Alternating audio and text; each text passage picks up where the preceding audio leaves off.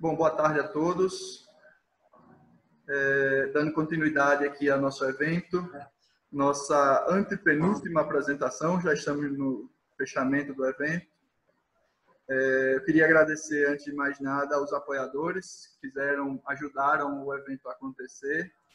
São eles o Corecon Roraima, o Cadecon, Departamento de Economia da Federal de Roraima e a coordenação do curso de Economia, o CAECO, que é o Centro Acadêmico de Economia da Federal de Roraima, Atlética Mercenária, que é a parte esportiva do curso, e a Proplan DTI, que é aqui da universidade, que nos dá a estrutura de internet para a gente conseguir fazer essas transmissões.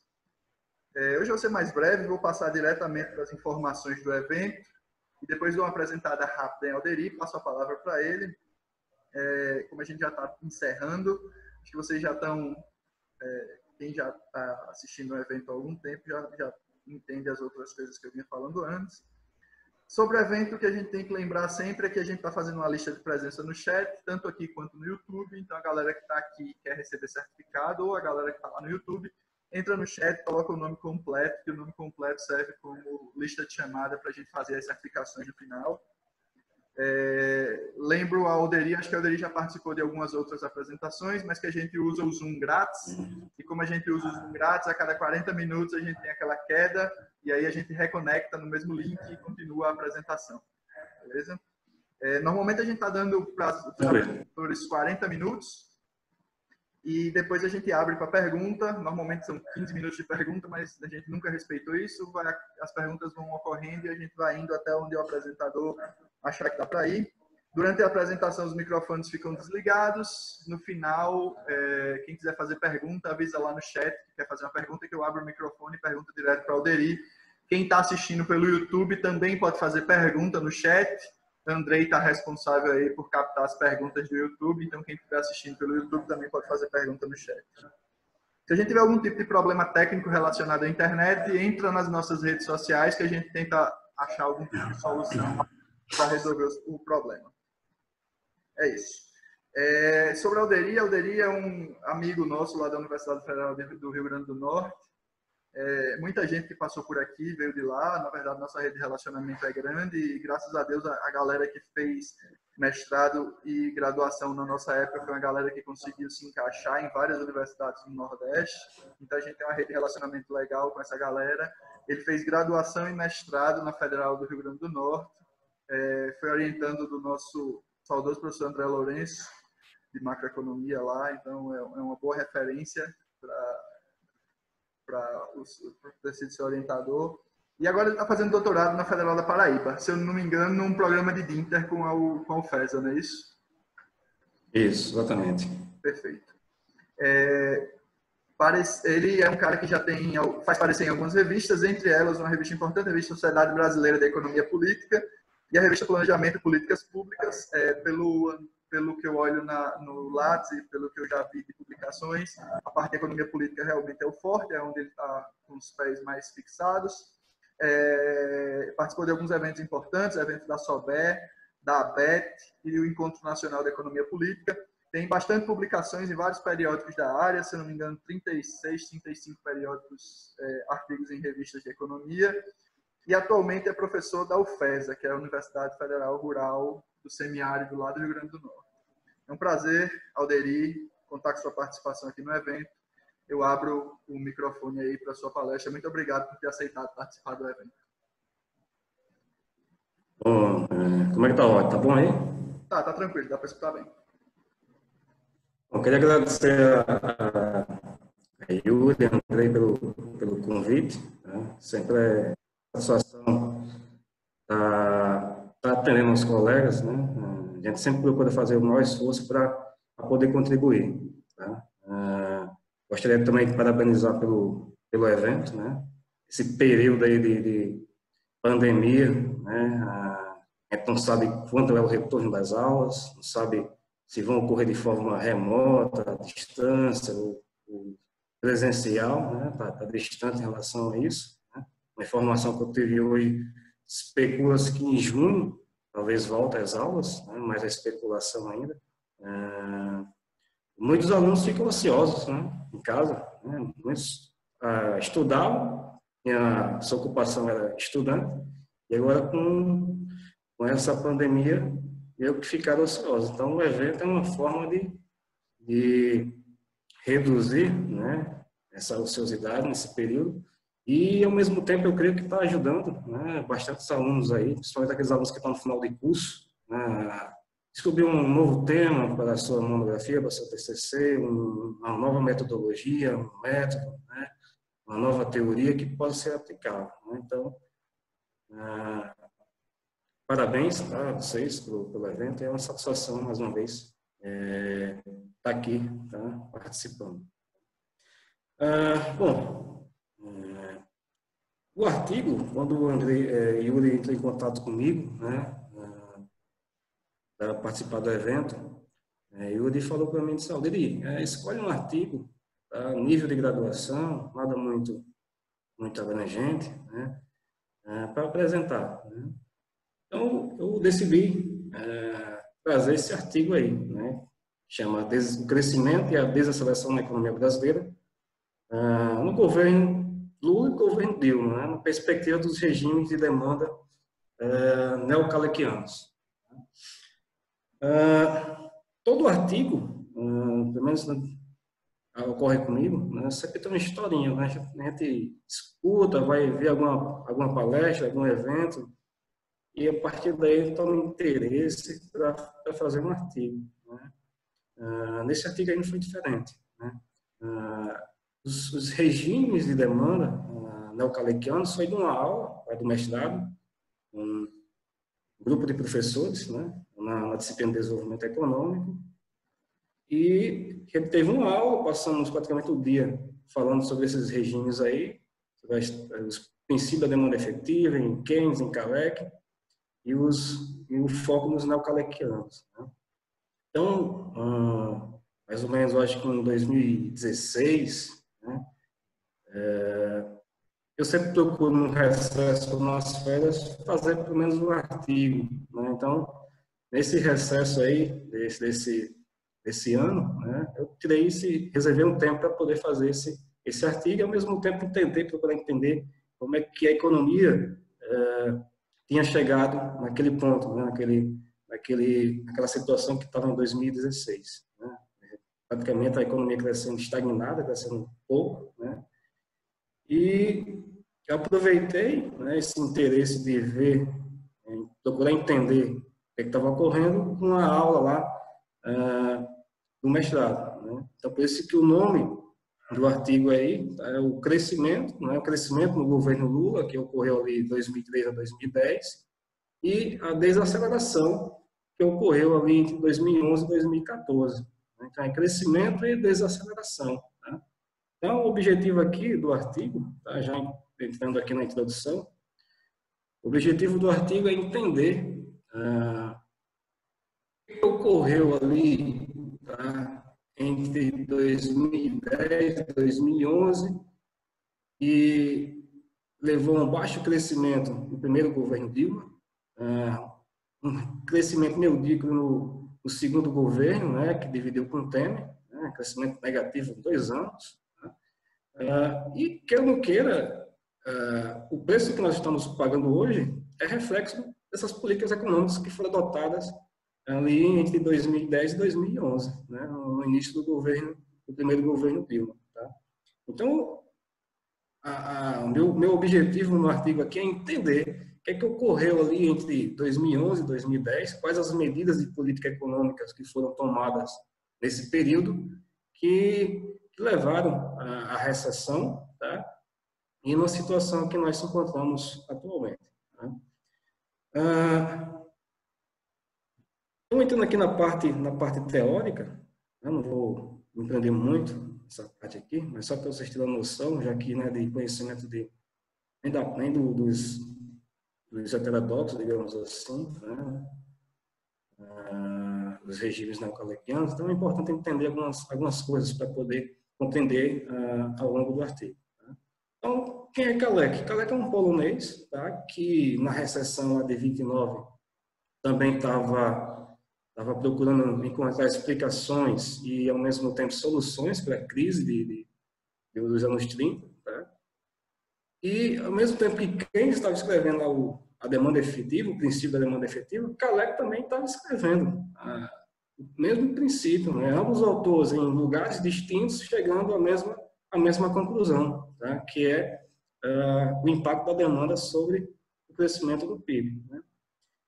Então, enquanto Keynes estava dizendo lá, não é a oferta que determina a demanda, é a demanda que determina a oferta. Invertendo lá a lei de Say, Caneco estava dizendo a mesma coisa. É a demanda que determina a oferta, e não o inverso. Só que Caneco, ao contrário de Keynes, ele tem um olhar na distribuição de renda. Como é que essa distribuição de renda afeta o PIB, afeta o crescimento econômico?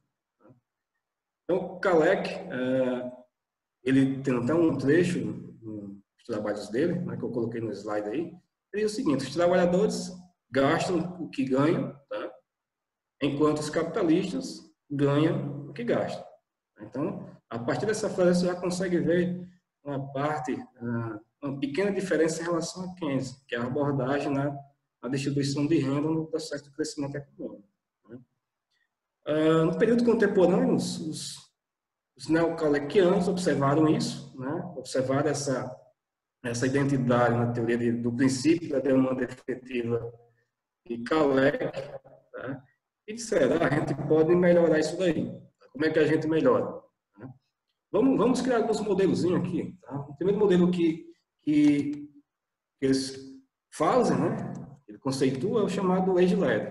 Tá? O que é o crescimento age-led? O crescimento age-led é o crescimento liderado pelos salários. Tá? Então, na perspectiva desse regime aí de demanda, né?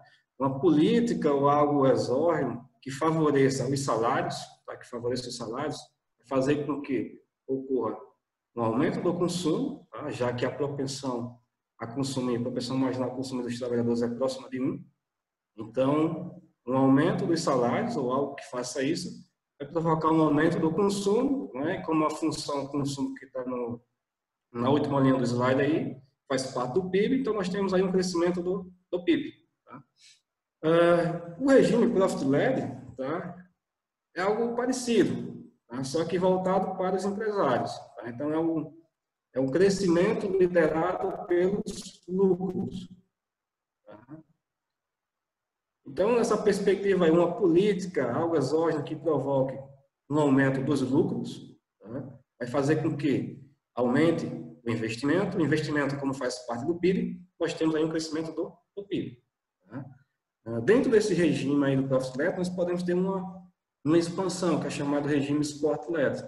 Por exemplo, uma desvalorização do câmbio, tá? Uma desvalorização do câmbio pode provocar um aumento das exportações, aí isso gera um estímulo, um aumento de lucro para os empresários, isso gera um estímulo para os empresários aumentarem o seu investimento. Como o investimento faz parte do PIB, nós temos aí também um crescimento do PIB. Tá? Não sei se vocês conseguem ver aqui, né? Passando o mouse aqui, né? O PIB é determinado pelo lado da demanda, né? Consumo, investimento, consumo do governo, investimento do governo, exportações e menos exportações. Tá? Então, no caso do age-led, o aumento do consumo gera um aumento do PIB. E no caso do regime profit-led, o aumento do investimento gera um aumento do PIB, né? Assim como também aumenta as exportações em contração às importações. Qual a diferença aqui? Né? Qual a diferença entre um e outro? É que o regime age-led, ele ocorre ao mesmo tempo que se tem um processo de distribuição de renda, já que você está ocorrendo um aumento da parte salarial. Tá? Já no regime profit-led, nós temos aqui um crescimento econômico, mas é um crescimento econômico com concentração de renda, já que aí está ocorrendo a maior parte da renda para os empresários. Tá? Então, se nós pegarmos aqui, por exemplo, o período da década de 70, ali, o período do milagre econômico na nossa economia, o que é que nós temos? Nós temos um crescimento alto, né? O maior crescimento, se não me engano, da nossa história aí, né? O maior crescimento do PIB, mas em contraposição, naquele período era um crescimento baseado no quê? Baseado no lucro. Tá? Já que naquele período os estímulos que os empresários tinham para poder investir era o quê? Era a redução de salário com o aumento da carga horária. Então, os trabalhadores trabalhavam mais, passavam mais tempo trabalhando e, em troca, recebendo salário menor. Então, foi um período de concentração de renda elevado. Uma combinação aí de crescimento econômico com forte concentração de renda. Então, muita gente diz, o melhor período foi o período do milagre econômico. A economia cresceu, média de 7.000%. Tá? Beleza, cresceu 7.000%, mas a concentração de renda aumentou naquele período. Né? E aí você pega outros períodos aí, né, que eu vou falar mais à frente, pelo governo Lula, é um crescimento baseado no sistema wage-led, mas ao mesmo tempo com políticas de redistribuição de renda. Então, é um crescimento diferente do que ocorreu na década de 70, é um crescimento com distribuição de renda, né, que é o que, pelo menos eu acho que os economistas têm por objetivo fazer. Então, essas são digamos aqui, os nuances que nós temos para nosso trabalho. Tá? Então, os neocalequianos constroem esses modelos aí, tá? Constroem, mostram as diferenças que tem um entre outro, e a economia vai se comportar, vai de acordo com o regime de demanda, tá? Levando em consideração diversos aspectos. Que aspectos são esses? Tá?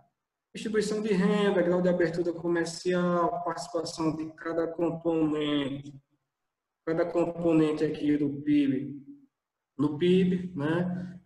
Elasticidade do investimento em relação à taxa de lucro, taxa de juros, entre outros fatores. Tá?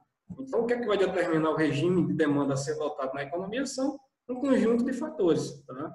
E isso não significa que, ao escolher o regime wage-led, se exclui o regime profit-led. Não, pode ocorrer uma combinação de ambos aqui, só que em algum momento, né, um regime vai dominar, vai se sobressair sobre os demais. Né?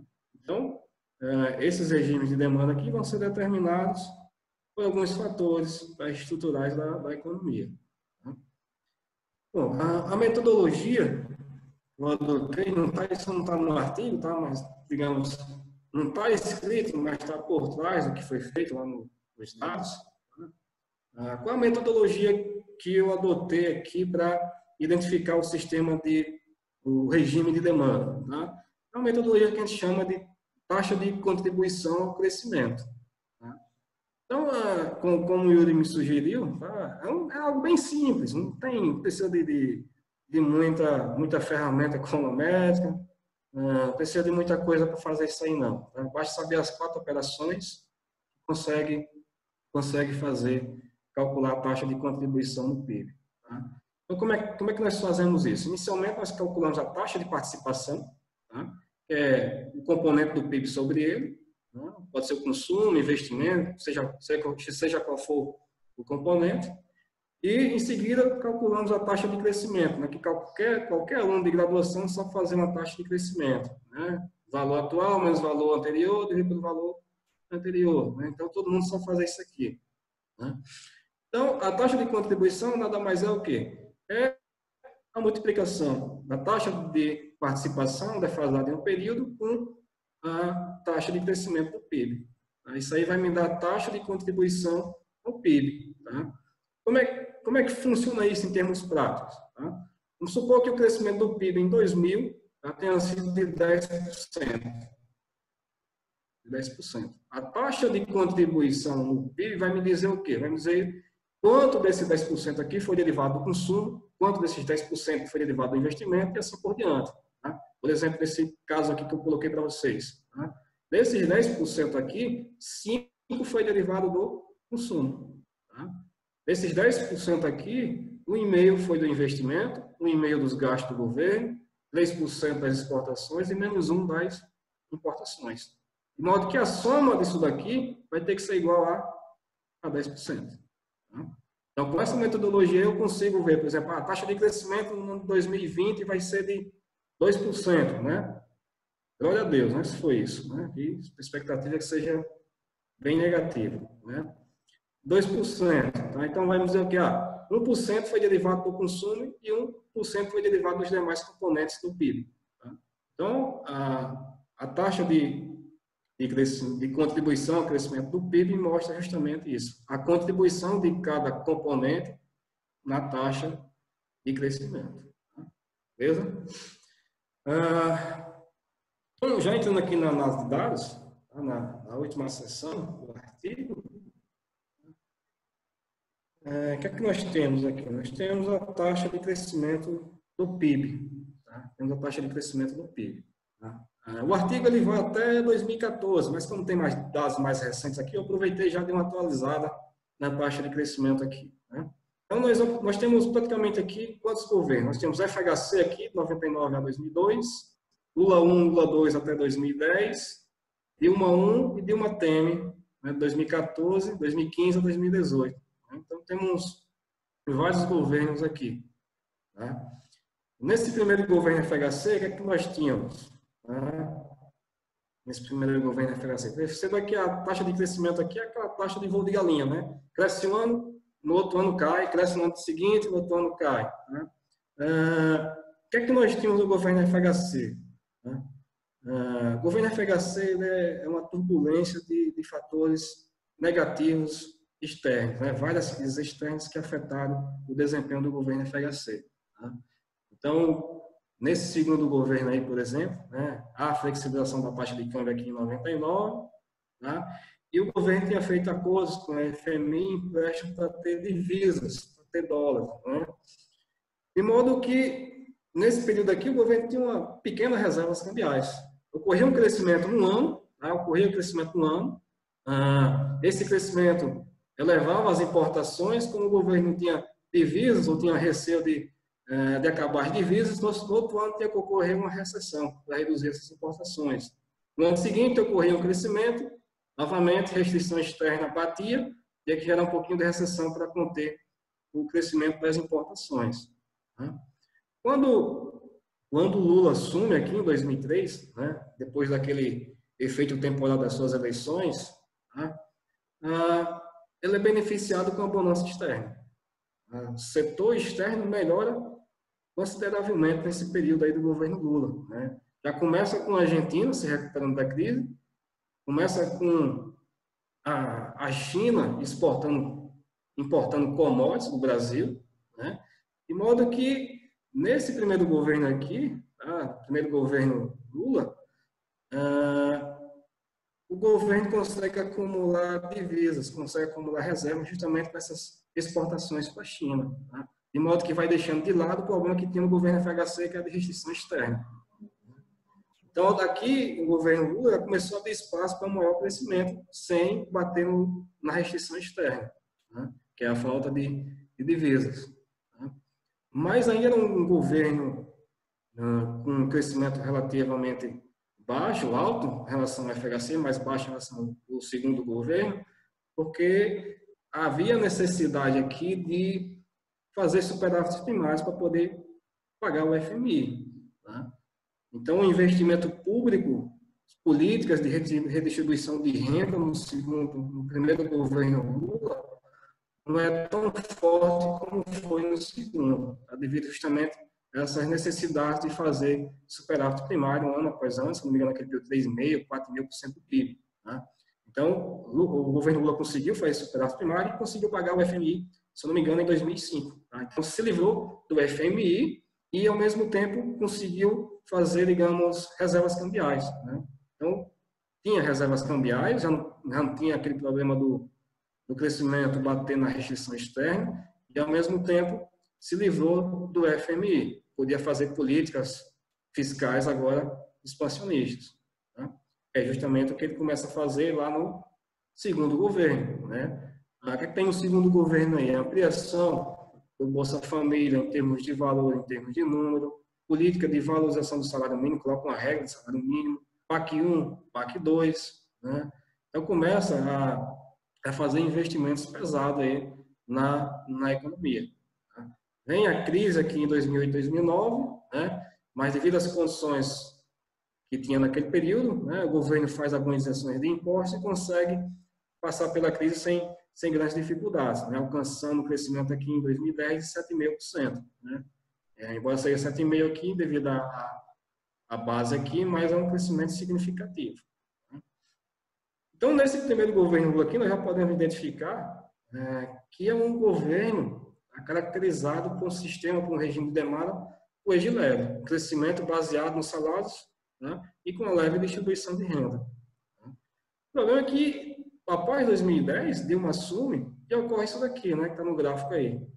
As taxas de crescimento começam a desaquecer, começam a desacelerar, começam a diminuir. Então, o que ocorreu aqui nesse intervalo 2010, 2011, 2012, e nos anos seguintes, que provocou essa desaceleração do crescimento e esse crescimento negativo nos anos seguintes? Né? Então, quando Dilma assume, havia um entendimento que a estratégia do governo Lula de crescer voltado para o consumo tinha esgotado. Né? As famílias estavam se endividando, né? As famílias estavam endividando. A taxa de câmbio aqui nesse governo Lula aqui, hoje, se eu não me engano, estava vendo agora o dado, está quase a 5,90 a taxa de câmbio, né? Nesse governo Lula aqui, a taxa de câmbio era 1,70, não passava de 2, uma taxa de câmbio o quê? Apreciada, tá? De modo que uma apreciação da taxa de câmbio continha os preços, ocorrendo ainda mais uma valorização da renda do nosso país. Né? Consequentemente, maior renda, maior consumo. Tá? Só que essa valorização cambial aqui, ela meio que acabou com a nossa indústria. Né? Acabou com a nossa indústria. Então, havia um entendimento aqui que é a necessidade de quê? De reverter essa política, ou amenizar essa política aqui, tá? Reformular essa política, adotar algumas mudanças para evitar essas deficiências aí nos anos seguintes, né? Então, o que o governo Dilma fez? Né? O governo Dilma fez a chamada nova matriz macroeconômica, né? Que recebeu esse nome aí. Foi o quê? Né? Tentou reduzir a taxa de juros de forma forçada, né? À força, né? Sem conversar com o sistema financeiro, né? Tentou fazer uma política de desvalorização da taxa de câmbio para aumentar as exportações, né? E tentou dar estímulo ao investimento, né? Essas duas políticas, esses dois preços, né? Taxa de câmbio e redução da taxa de juros já é um estímulo ao investimento, né? Então, com outras medidas de isenções, por exemplo, também de impostos, sobre folha de pagamentos, por exemplo, passou-se a tentar reverter, na verdade, aí o regime de demanda, né? O regime de demanda, deixar de ser um regime de demanda wage-led e passar a ser um regime de demanda profit-led, um regime de demanda baseado no investimento e baseado nas exportações, né? Para contrair o consumo aqui, devido ao endividamento das famílias e, ao mesmo tempo, devido ao perigo que a inflação tinha em 2010, lembre-se que a inflação em 2010, no governo Lula, no governo Dilma, a inflação sempre ficava próximo do teto da meta, né? Então, se o teto da meta era 6,5%, a inflação nesse período você ficava acima de 6, né? 5, alguma coisa, 5,9, 6,4, 6,2, sempre ficava ali próximo do teto da meta, né? Então, havia um medo, né, quando chegou-se em 2010, de ver esse crescimento alto aqui, de que as pressões de demanda começassem a gerar problemas inflacionários. Então, tinha que desaquecer também o quê? O consumo. Então, para desaquecer o consumo, o governo começou a adotar medidas macroprudenciais de restrição de crédito. Por exemplo, agora ficou mais difícil pagar o empréstimo, ficou mais difícil pegar o empréstimo, realizar o empréstimo, aumentou, digamos, por exemplo, o pagamento mínimo ali da fatura do cartão de crédito, né? De modo que tentou restringir um pouco mais essa política baseada apenas no consumo que foi no governo Lula, né? Só que o governo Dilma ele não contava com os fatores externos. Aqueles mesmos fatores externos que ocorreram no governo FHC, que não ocorreu no governo Lula, voltou a aparecer aqui no governo Dilma, né? A Europa começou a desaquecer, a China começou a desaquecer, né? De modo que as exportações, ao invés de aumentar, né, diminuíram, né? Ou não cresceram como o esperado pela política econômica naquele período, né? Com as medidas macroprudenciais, com as medidas da nova matriz macroeconômica, o que ocorreu? O crescimento da economia desacelerou-se, tá? Então, já praticamente já mostro nas conclusões do trabalho aqui, essa desaceleração do crescimento pós-2010 se deve à tentativa de mudar o regime de demanda, né? Analisando pela ótica dos regimes neocalequianos. Que regimes? o regime wage-led para o regime profit-led, né? Então, as medidas adotadas aqui, lembre-se, o que cura ou o que mata o paciente é a dose, né? A dose do remédio, tá? Então, a dose aqui, ela foi alta. Se não matou o paciente, fez o paciente passar mal, né? Então, a política aqui, os fatores não foram, fatores externos foram, digamos, subestimados, tá? De modo que eles impactassem significativamente aqui e, ao mesmo tempo, as políticas de restrições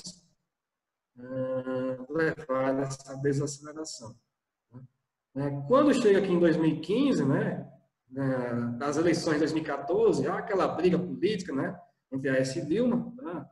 E é o que praticamente que explica essa tentativa aqui, esse baixo crescimento, essa crise política que nós temos, tá, queira ou não queira, um pouco até hoje, né? Além da tentativa de redução de gastos do governo, né? O principal demandante da economia é o governo. Quando você tem o principal demandante da economia, sendo o consumo tendo uma grande participação, logicamente o PIB vai cair, tá? A tendência do PIB cair. Então, é mais ou menos essa historinha aqui que tem por trás desses números na perspectiva dos regimes de demanda neocalequianos, né?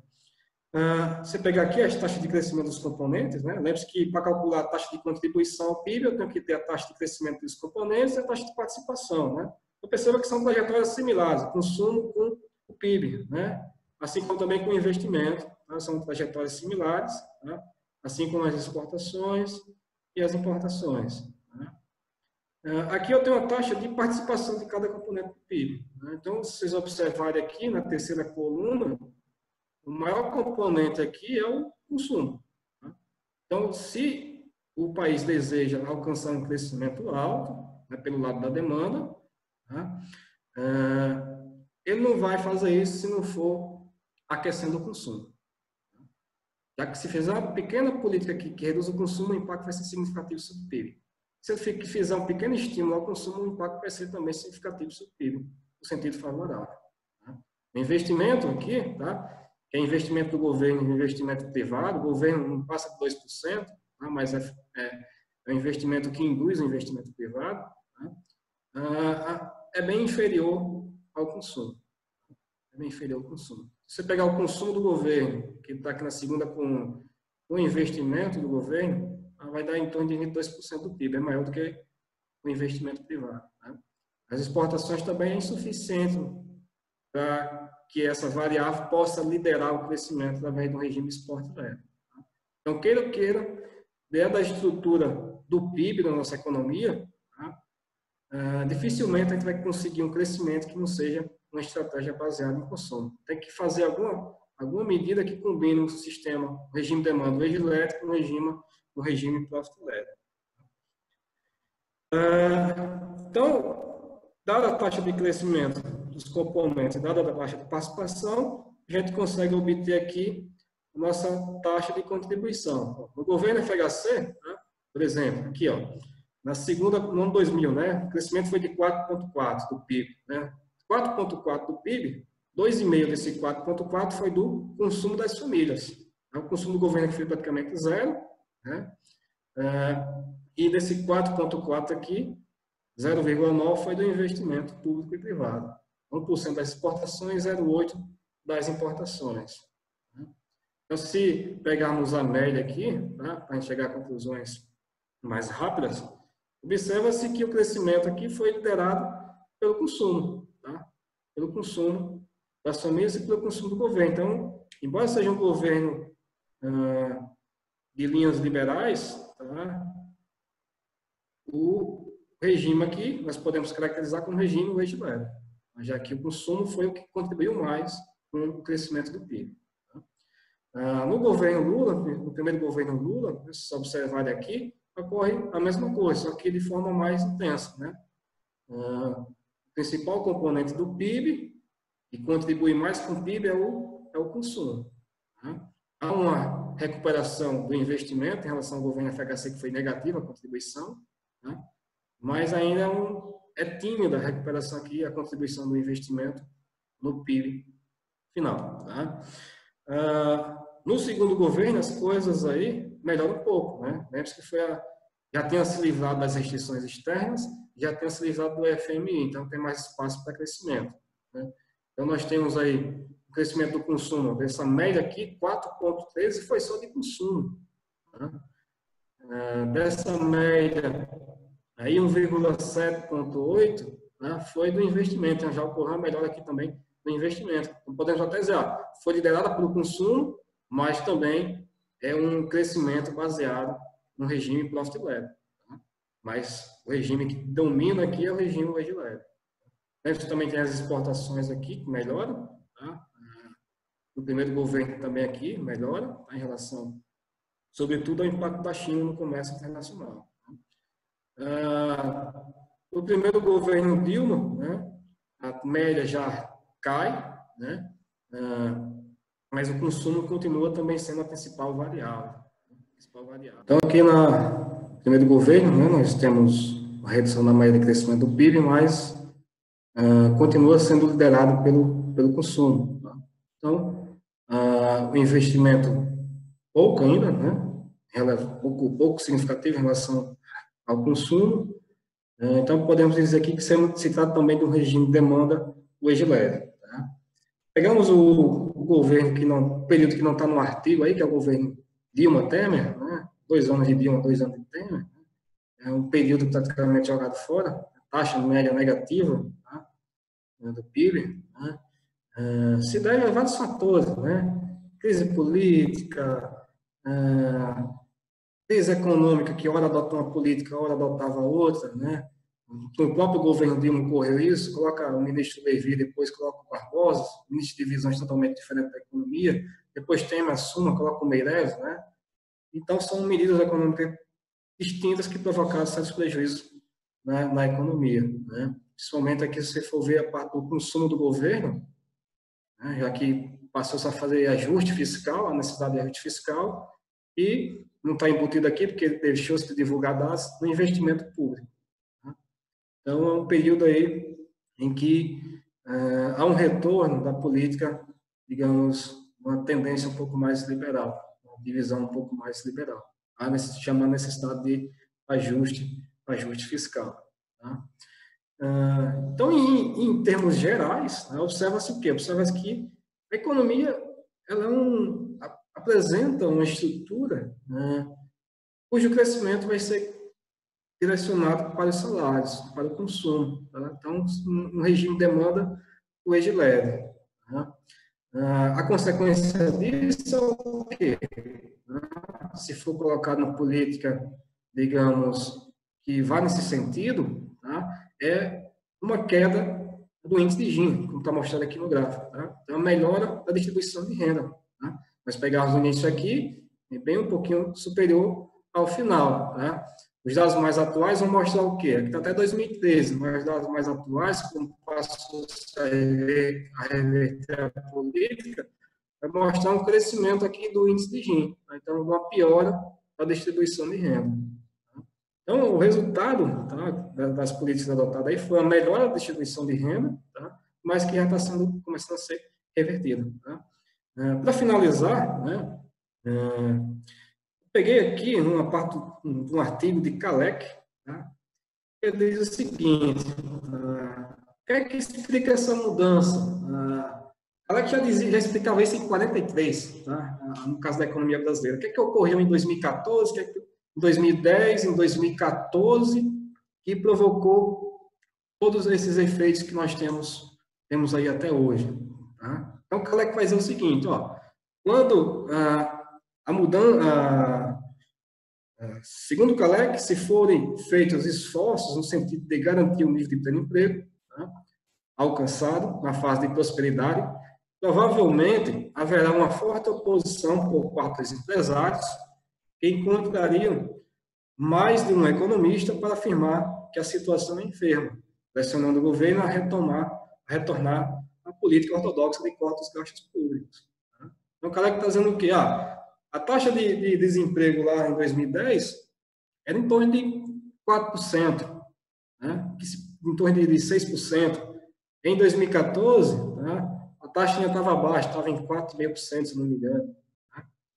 Então, nesse período aí, tá, começou-se a ocorrer, o Brasil pode bater no teto, não pode crescer mais do que isso, não, senão vai ter problemas. Então, começou a aparecer alguns economistas, né, na mídia, por exemplo, aqui, ó, diante de uma taxa de 4.000%, né, ganhos sociais expressivos, diversos economistas brasileiros caracterizaram a situação em 2014 como enfermo. Né? Então, que economistas? Podemos ver aqui.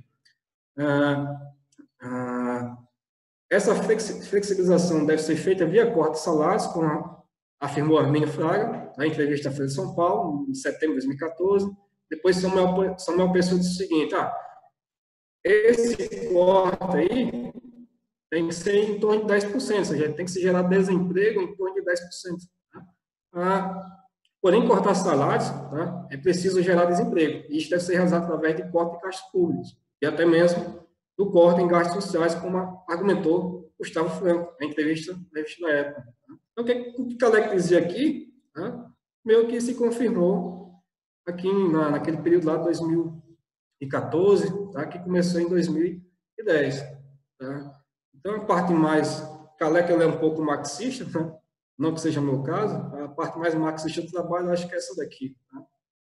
Então, algumas referências aí que vocês podem ver depois lá no artigo. É isso. Eu estou aberto aí a perguntas de vocês. Ok, Alderi, obrigado aí pela apresentação. E aí, galera, eu abro para perguntas, tanto a galera lá do YouTube, através do chat, quanto a galera aqui no Zoom. Só é falar também no chat que quer fazer a pergunta. Eu já tenho um candidato à pergunta aqui, mas quem quiser, por favor, só é avisar no chat que eu abro para fazer pergunta. Bom, o primeiro que quer fazer uma pergunta aqui para o Alderi é o Luiz Abel, que já vem participando, foi apresentador do nosso evento.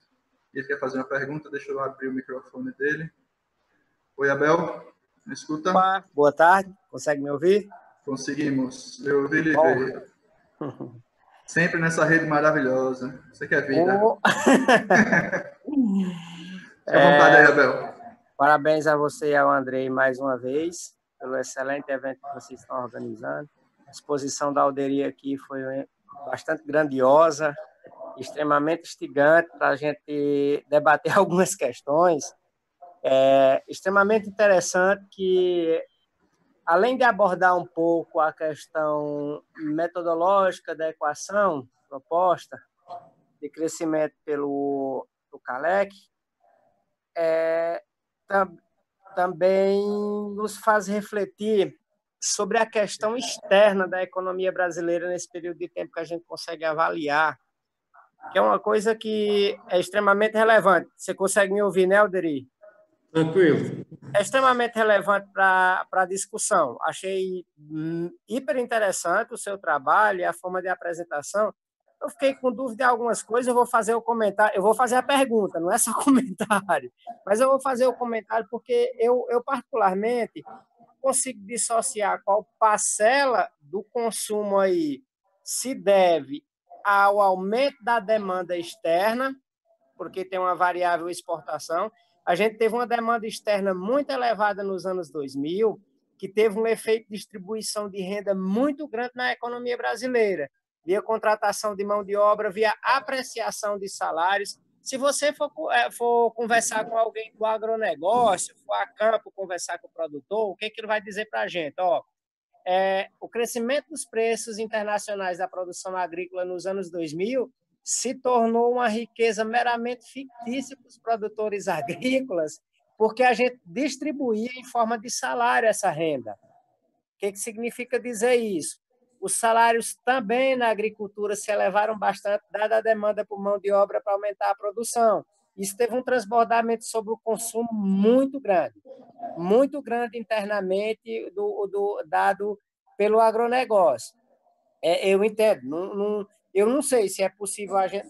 Claro que não é. No Brasil, nenhuma matriz nos oferece essa base de dados para a gente distribuir qual é a parcela da renda gerada pela produção interna e qual é a parcela da renda distribuída que é gerada pela demanda internacional. Isso a gente pega como proxy, só o nível de comércio. Tudo ok. E teve também a questão do investimento. O investimento público no Brasil foi um período de investimento, principalmente no início dos anos 2000. Bem interessante as suas reflexões aí, tá certo? E aí o que acontece? Quando a gente chega na crise, o Estado quer que o Brasil saia da crise ileso. Era uma crise de dimensões internacionais, os principais países desenvolvidos do mundo estavam nela.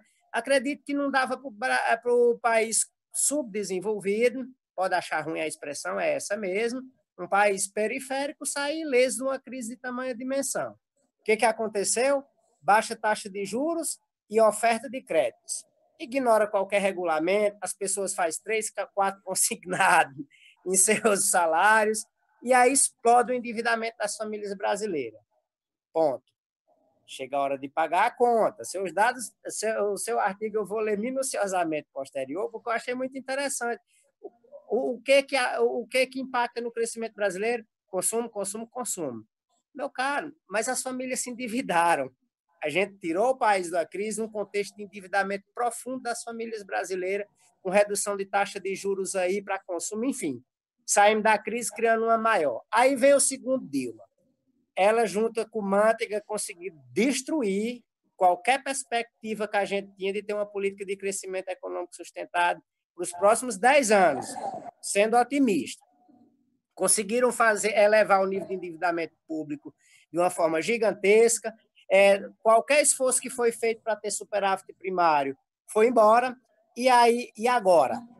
Entra o Temer, que não consegue fazer nada melhor, tanto é que no segundo Dilma, você vê que os 2 primeiros anos foi uma taxa de crescimento negativa de 3,5%, 3,3%, aí o Temer vem com 1,3%, 1,3%, e agora sabe lá Deus como é que a gente vai conseguir resistir esses dados.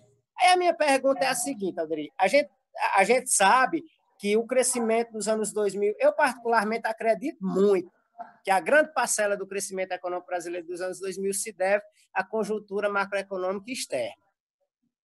A gente organizou a casa, não dá para negar isso. A gente conseguiu atrair capitais porque nós aumentamos o grau de confiança dos investidores internacionais, investidores internos, conseguimos valorização do médio salário mínimo, tudo bem.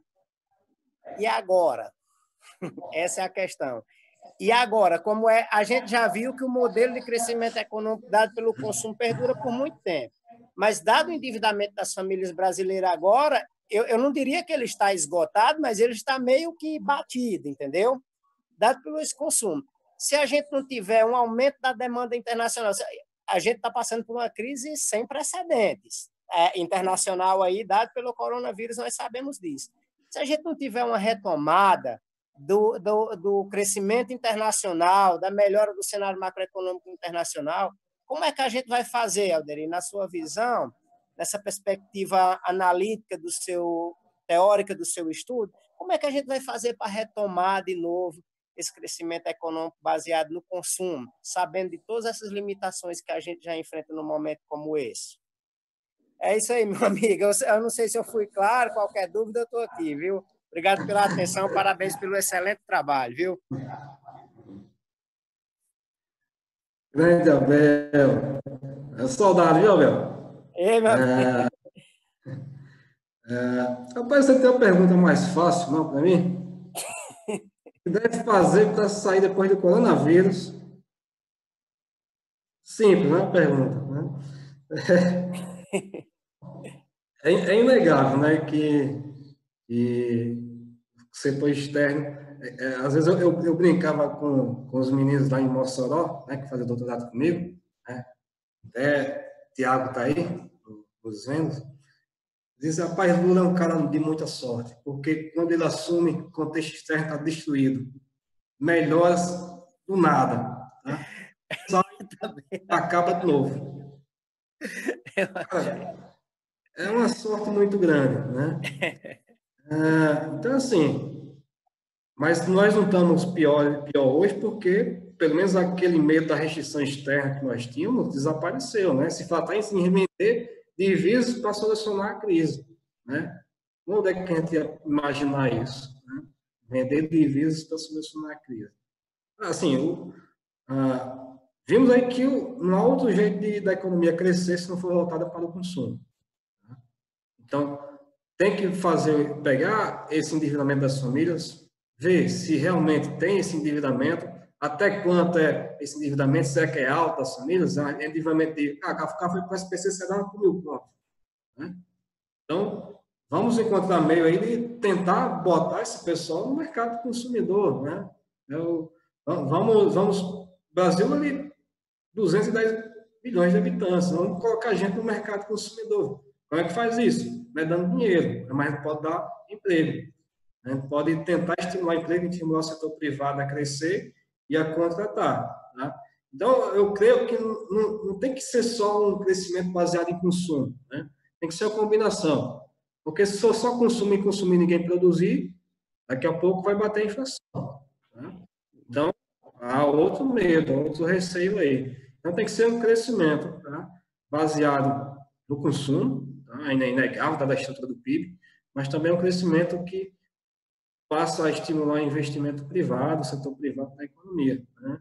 Então, algo que seja concreto nesse sentido. Né?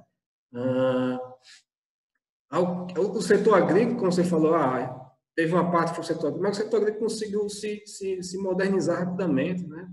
Então, não há necessidade de uma grande quantidade de mão de obra, assim, a tecnologia.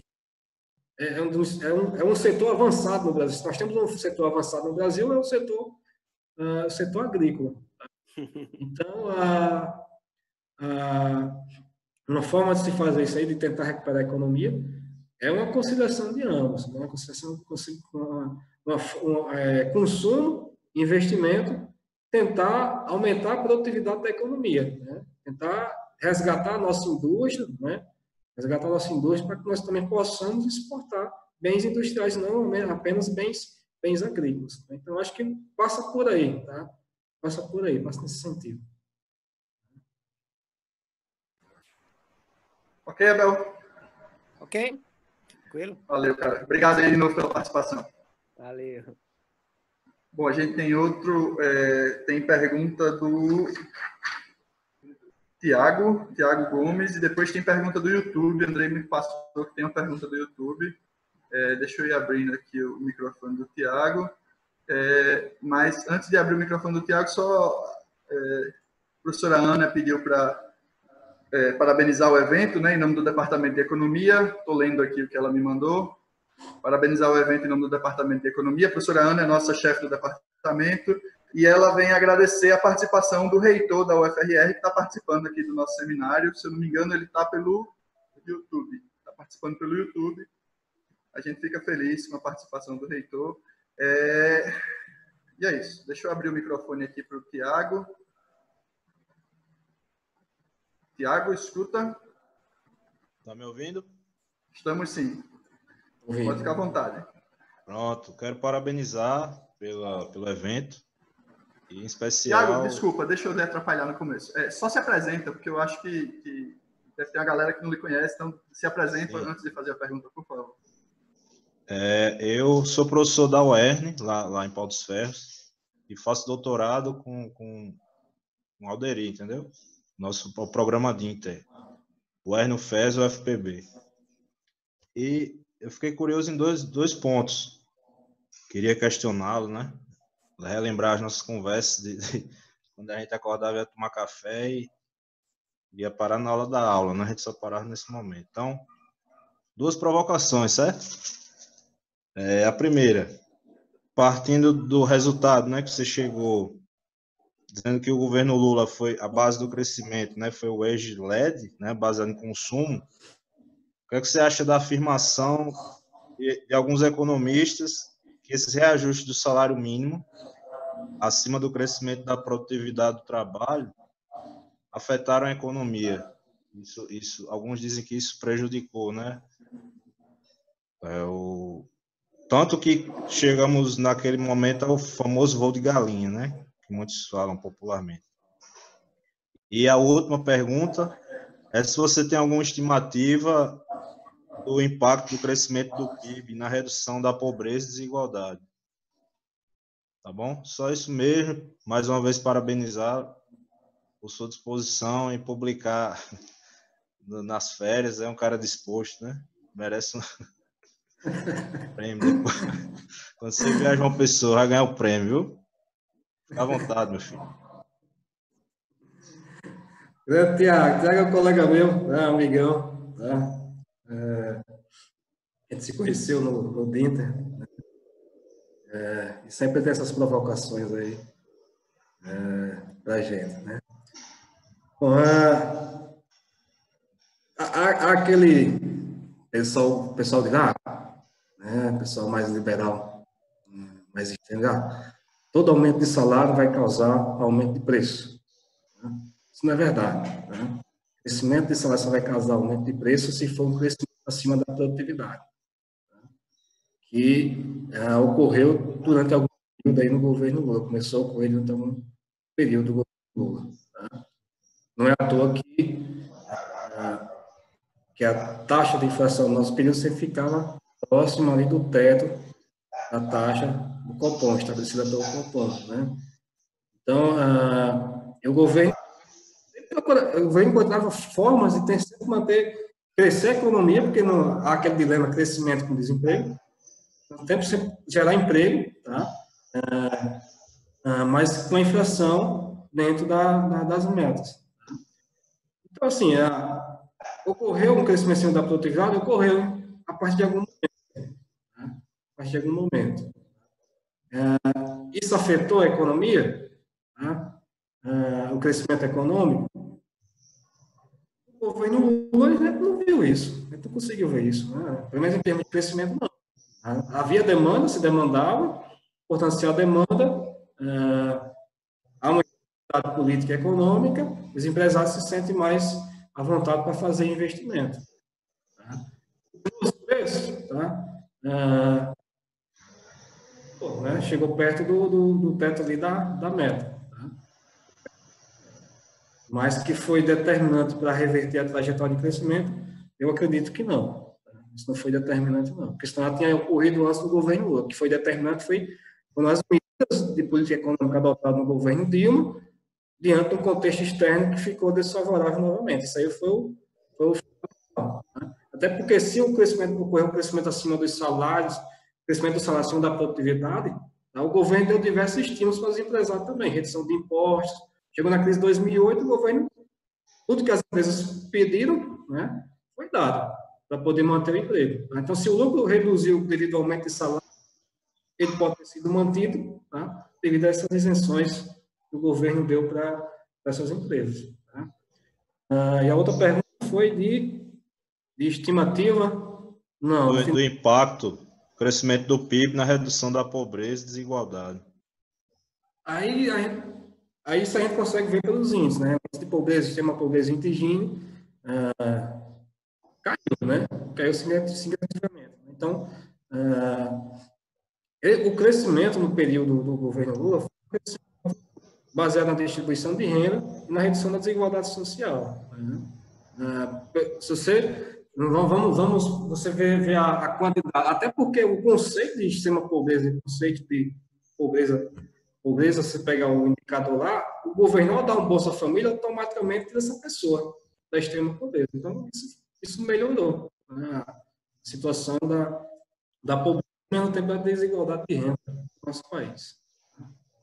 Mas a estimativa feita, calculada, não fiz ainda. Mas a gente pode fazer depois, né? A gente marca em João Pessoa e a gente faz um paper aí para tentar calcular isso daí.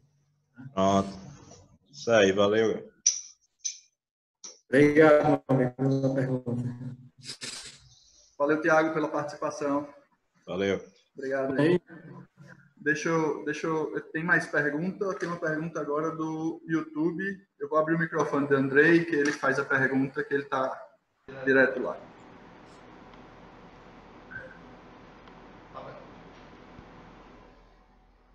Oi, Alderi, tudo bem? Tudo tranquilo. Vou fazer uma pergunta aqui do Calixto Neto, pelo YouTube. Falou assim, ó, parabéns. Sobre a desindustrialização, os preços macroeconômicos no lugar correto, como taxa de juros e câmbio poderia reindustrializar a nossa, acredito que era economia, que ele quis dizer. Uma taxa de juros e a taxa de câmbio Os preços macroeconômicos no lugar correto, como a taxa de juros e câmbio, poderia reindustrializar nossa economia.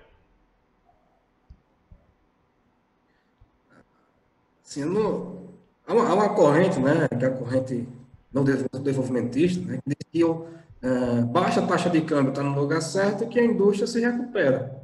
Tá? Então, aí, isso faz o quê? Isso vai ter que ser uma combinação de taxa de juros, né, uma taxa que mantém a taxa de câmbio relativamente apropriada para esse crescimento ou recuperação da indústria. Tá? Mas eu não acredito muito nisso. Tá? Porque se fosse assim, nesse momento agora, o que estaria ocorrendo? Estaria ocorrendo um boom industrial na nossa economia, a taxa de câmbio a quase 6. Né? Então, deveria, já tá com um tempinho já que está nessa taxa de câmbio alta. Então, se a indústria, a taxa de câmbio ou a taxa de juros fosse determinante para o país se industrializar ou se recuperar, nós já deveríamos estar começando essa recuperação. Que, na verdade, deve ser feito na indústria, para a indústria se recuperar, se modernizar, correr atrás da tecnologia, correr atrás dos principais países que estão à frente no avanço tecnológico. Né? Por exemplo, veja o exemplo da China. Né? A China não era ninguém em termos de renda per capita, em termos de indústria, ali no início dos anos 80. Né? Se você pegar os dados de patente agora, a China é o país que mais cria patentes no mundo, né? Passou até os Estados Unidos. Né? A renda per capita da China era bem inferior à do Brasil na década de 80. Né? Estou nem pegando a Coreia, né? Porque a Coreia já é um país desenvolvido. Né? Se não é ainda, está muito próximo disso, Coreia do Sul. Tá? Tecnologicamente também. Estou pegando a China, porque é um país que ainda está se desenvolvendo, né? E está caminhando nesse sentido. Né? Então, a indústria fez uma política, combinação de estímulos do governo, né? Com o mercado, tá? De modo que incentivou, gerou estímulos para que essas empresas começassem a fortalecer esse conteúdo tecnológico, de modo que a China hoje é o país que mais avança, né, em termos de tecnologia no mundo. Né? Hoje a indústria no mundo, a manufatura do mundo se encontra na China, né?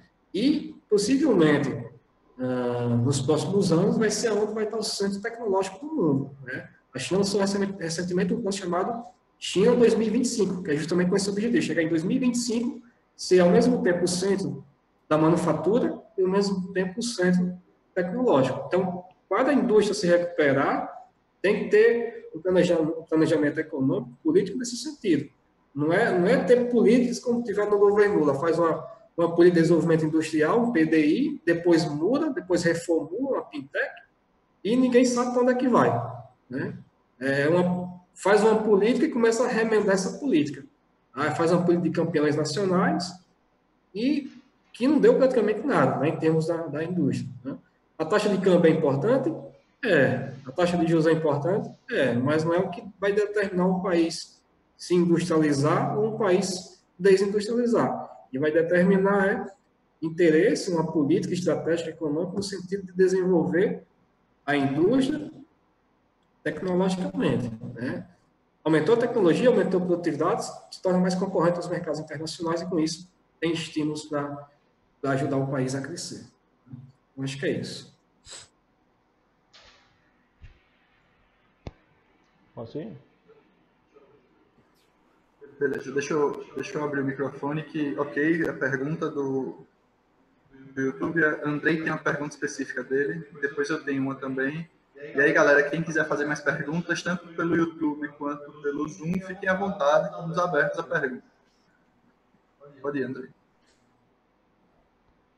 Alderi, vamos lá. Eu tenho uma pergunta, porque esse tipo de política que você está falando, ou esse tipo de regime, como você falou, do neocalequiano, que você fala que foi substituído em determinado tempo do governo Dilma por um outro regime meio parecido com restrição de balanço de pagamentos e que aí vai para o liderado pelo lucro, né?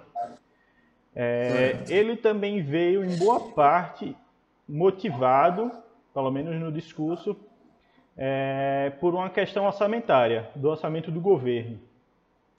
Então, eu queria saber como é que dentro dessa perspectiva de regimes de demanda neocalequianos você enxerga essa questão do governo e se dava para, no seu próprio artigo, você colocar também uma tabela do orçamento do governo ou da dívida pública em razão do PIB, alguma coisa desse tipo.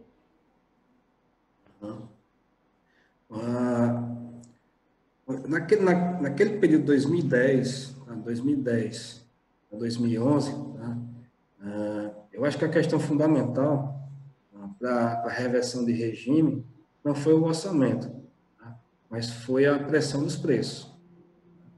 A pressão dos preços, porque a gente estava próximo de uma situação de pleno emprego, crescimento dos salários acima da produtividade, como o Tiago falou, isso começou a pressionar os preços da economia.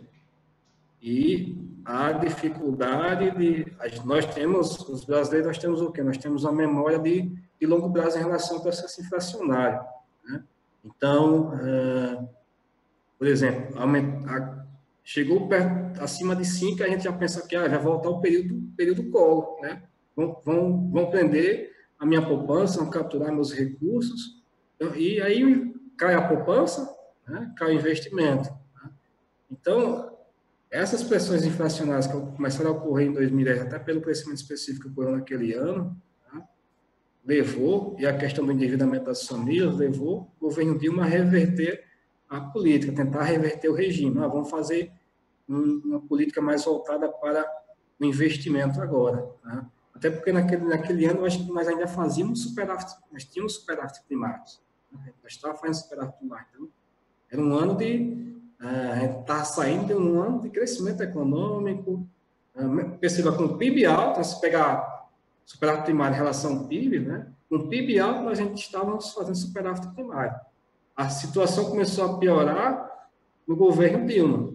Ficou ainda pior no segundo governo, quando Dilma colocou Joaquim Levy, né, como ministro da Fazenda. O que ele fez? Ele aumentou a taxa de juros, né, e, ao mesmo tempo, reduziu os gastos do governo.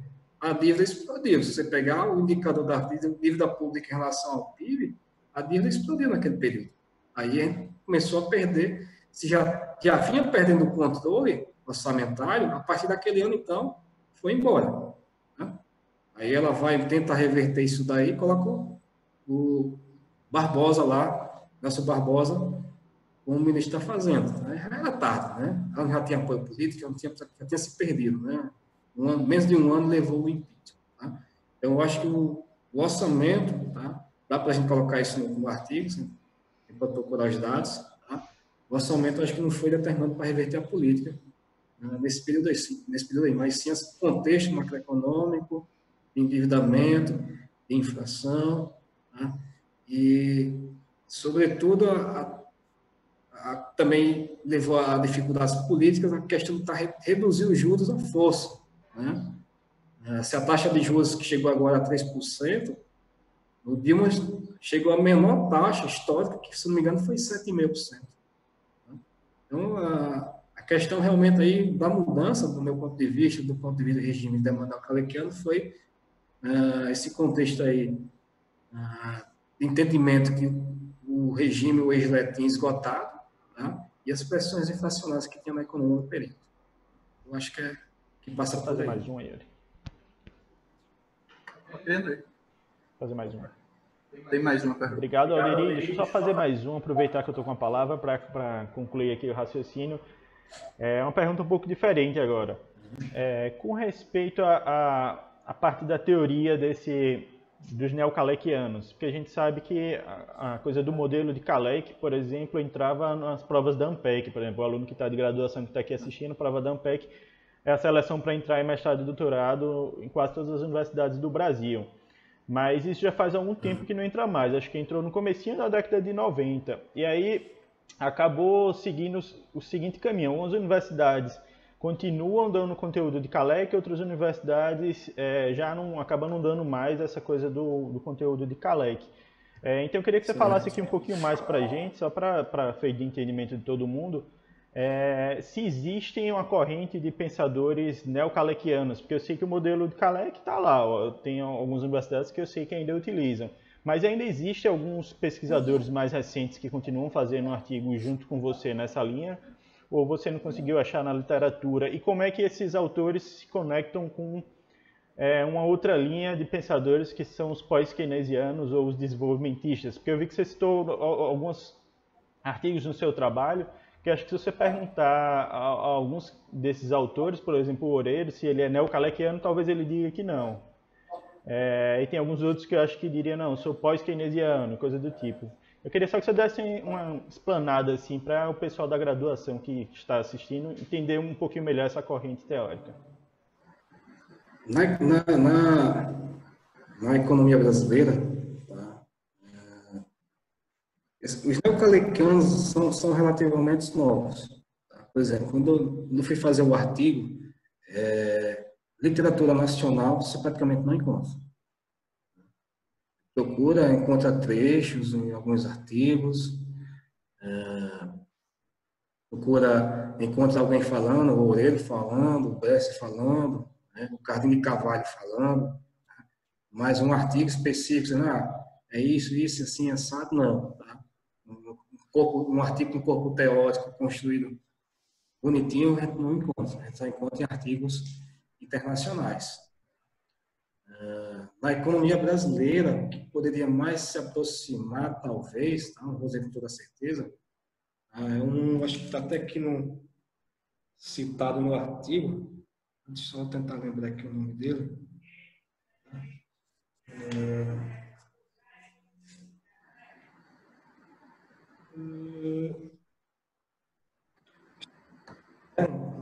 Posso dizer que não é o Lara Rezende famoso, mas é outro, tá? Que utiliza justamente a metodologia que eu adotei nesse artigo, tá? Para poder explicar. Tá?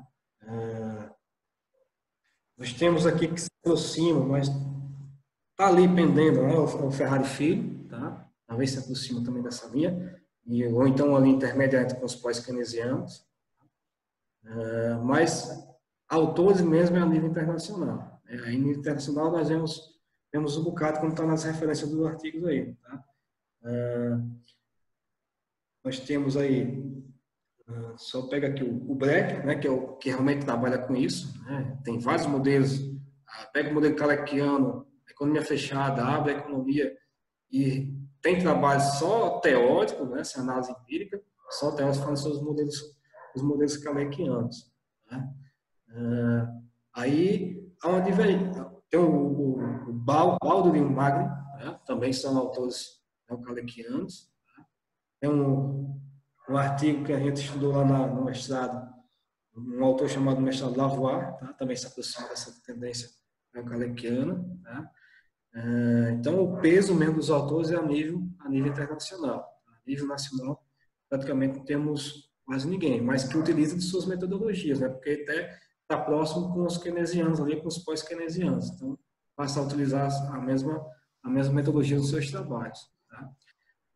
Se não me engano, Fernando de Paula também, podemos tentar colocar ele tentar colocar ele nessa escola aí, tá? Kalekianos.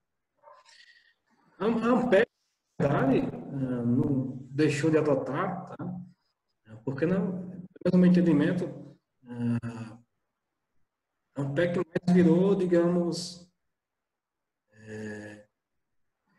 ortodoxia, né? São modelos ortodoxos, parte ortodoxos, tanto que na onde nós fizemos o nosso mestrado, tá? A graduação é um manual, né? É um manual que cai na PEC. Nós vamos estudar o manual de macroeconomia e cai na PEC. A gente vê alguma coisa heterodoxa, né? Alguns autores heterodoxos, mas não é algo tão abrangente. Por ser uma escola heterodoxa, nós deveríamos ver mais autores heterodoxos, mas o peso mesmo da macroeconomia é ortodoxo, né? São os modelos que nós conhecemos, que tem praticamente toda qualquer graduação. Tá? Mas, sendo a grade curricular com essa estrutura, com manuais de macroeconomia, tá? E não tem uma disciplina que possa abrir espaço para esses autores keynesianos, kalekianos, caldorianos. A sugestão é o quê? Abrir uma disciplina optativa. O aluno que tiver interesse em conhecer, se matricula e estuda, né? Uma vez durante o ano, uma vez no semestre, abrir a disciplina para tentar ter espaço, né? Porque queira ou não queira, por mais heterodoxo, keynesiano ou qualquer outra corrente que vença a universidade, o peso da graduação, pelo menos na graduação, o peso é os manuais que nós conhecemos. Tá? Os manuais ortodoxos, os modelos ortodoxos que nós conhecemos, que cai na ANPEC, cai sempre na ANPEC. Eu acho que é isso aí. Deixa eu abrir o microfone. Tá aberto, André. Obrigado, Alderi, pela participação aqui. Eu encerro essa pergunta mais porque, veja, para quem estudou numa universidade que não é crítica, o que se chama heterodoxa, o cara não sabe nem a diferença entre heterodoxo e ortodoxo. Porque ele não viu a heterodoxa, o cara só vê a parte que você chama ortodoxa, né? E aí o que ele fala dessa linha heterodoxa é o pessoal que acredita no princípio da demanda efetiva de Keynes. A divisão que a gente faz é essa, né? Quem é mais ortodoxo segue por uma linha de acreditar numa teoria microfundamentada. E aí acredita no princípio pelo baseado da lei de Serre, né? Que a oferta é o principal vetor, que até uma das respostas que você deu para a Abel, você falou também na importância da oferta, né? Você falou que tem que ir junto à oferta e demanda. Mas obrigado aí pela participação, Alderi, pelas respostas. Essa divisão, né, que tem na economia, tá? Ortodoxo é besteira, tá? É besteira. Tá? Ambas as escolas são importantes, têm sua contribuição, e a aplicação da política vai depender do contexto econômico que o país estiver passando, o contexto, o entorno externo, interno que estiver passando. Se for necessário fazer um ajuste fiscal, faça um ajuste fiscal, adote políticas ortodoxas, corte gastos ali, corte gasto no setor, corte gasto no outro, faça um ajuste. Tá? Mas se for um período como nós estamos agora, um período de pandemia, tá? Se nós deixarmos o livre mercado solucionar, vai fazer o quê? Vai morrer todo mundo. Né? Ou morre pela doença, ou morre por questões financeiras. Tá? Então, nesse momento, né, é necessário realmente a presença do Estado na economia para dar suporte às famílias, para dar suporte às empresas, dar suporte, como está ocorrendo agora, foi aprovada hoje, né, aos Estados. Porque senão os Estados quebram, né? Consequentemente, a população vai sair da rua sem ajuda financeira e é um caos, né? É um caos completamente. Então, o livre mercado vai ajustar os preços numa situação de pandemia? Né? Vai ajustar os mercados numa situação de pandemia, o livre mercado? Acredito que não. Né? Se ajustar, vai demorar um pouquinho. Tá? Será que a gente consegue esperar esse ajuste? Ou é necessário o governo entrar com ação, com alguma medida, para poder suprir essa necessidade? Tá? Então, essa divisão, eu sou ortodoxo, isso é besteira. Tá? Um país que é desenvolvido hoje, tá? Em algum momento ele adotou políticas ortodoxas, políticas liberais, tá? Em outro momento ele adotou políticas de intervenção do Estado. Tá? Você pegar qualquer país desenvolvido hoje, Estados Unidos, Inglaterra, Coreia do Sul, todos passaram por um período de intervenção do Estado depois de liberação da sua economia. Tá? Então, isso para mim, eu não fico defendendo a escola num lado nem outro. Eu quero ter o conhecimento, quero conhecer ambos os lados. Né? Tanto que a minha formação de graduação e de mestrado foi numa universidade, que podemos dizer que é heterodoxa, mas meu doutorado está numa universidade ortodoxa, que é a UFPB. Né? E quando eu estiver defendendo o meu trabalho, eu vou ser ortodoxo. Porque é meu trabalho que estou defendendo. Tá? Então, assim, a política econômica é a que foi mais apropriada naquele momento que deve ser adotada. Tá? Do meu ponto de vista, desse jeito. Fica essa brigazinha discutindo teoria não vai levar a lugar nenhum. Tá? Então, eu passo meu entendimento nesse sentido aí. Tá bem. Só um minuto, o André ainda quer falar alguma coisa. Pronto, tá aberto, André.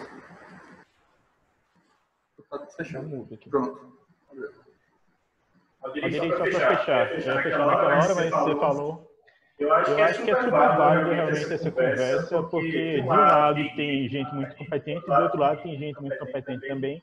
E como você fala, a economia vai passando por ciclo, hora uma política é melhor, outra hora a política é melhor. Acho que a linha para quem está assistindo deve ser também. Tem que estar aberto para conversar com todo mundo e você vê se tem lógica o que está sendo falado ou adotado como medida, sugerido ou não.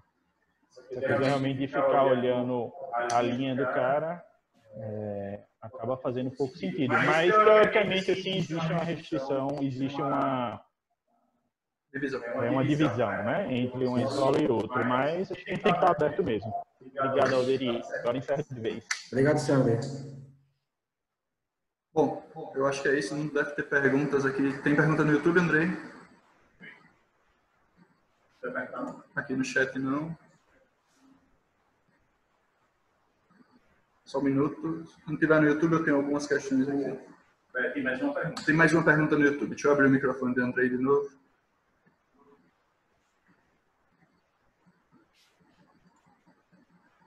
Alô?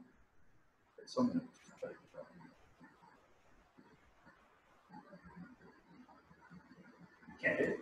Não.